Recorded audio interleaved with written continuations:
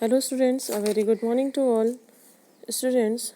हमने पिछले वीडियो में बात की थी कि किस टाइप से फ्रांस में ब्रेड के दाम आसमान छू रहे थे और 14 जुलाई के दिन लोगों ने बेस्टाइल तोड़कर उस पर अटैक कर दिया था। अब हम इस वीडियो में बात करेंगे देश के कोने कोने में हर जगह ये अफवाह फैल गई थी कि फसल बर्बाद होने के लिए सेकंड स्टेट के लोगों ने कुछ लोगों को भेज दिया है। ये बात सुनकर किसान गुस्से में हो गए और चाकू छुरी लेकर नोबलमैन के यहाँ अटैक कर दिया। उनके घर लूट लिए गए, सारे इम्पोर्टेंट कागज़ को जला दिया गया। कुछ नोबलमैन तो देश छोड़ के चले गए और उसके बाद क्या है कि ज़्यादा दंगे फैल गए और इतने ज़्यादा दंगे फैल गए कि लुइस 16 को इन लोगों की बात माननी पड़ी और first state and second state के लोगों के जो प्रिविलेजेस थे उनको बंद कर दिए गए। लुइस 16 की पावर कम कर दी गई और चर्च की ज़मीनें लेकर किसानों में बांट दिया गया। ये सारे फैसले 4 अगस्त 1789 की रात को हुए। अब फ्रांस मोनार्की से कॉन्स्टिट्यूशनल मोनार्की बन गया था।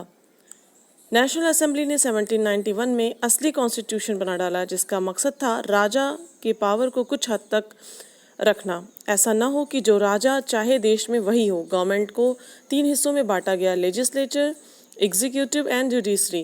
जैसा कि आपको पता है, लेजिस्लेचर ये वो डिपार्टमेंट है जो रूल बनाता है, जैसे इंडिया का पार्लियामेंट।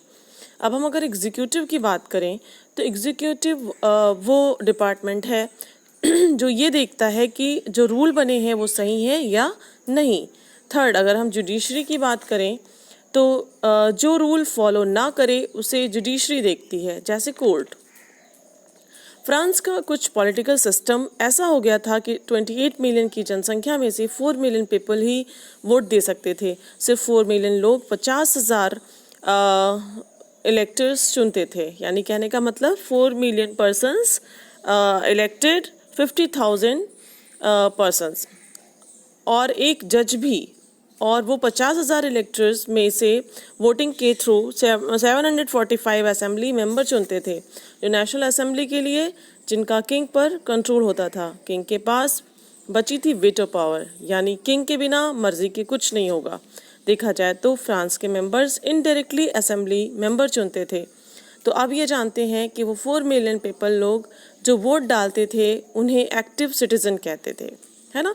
यानी कहने का मतलब ये कि जो 4 मिलियन पीपल्स जो वोट डालते थे उनको क्या बोला जाता था, एक्टिव सिटीजन्स। और ऐसे सिटीजन्स जो वोट नहीं डालते थे उनको बोला जाता था passive citizens.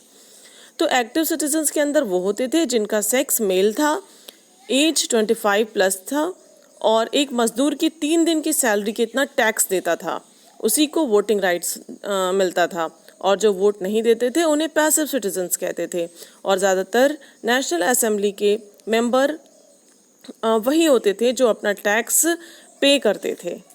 Thank you. I hope this topic is clear. Thank you. Have a nice day. Please like, share and subscribe my channel. Thank you.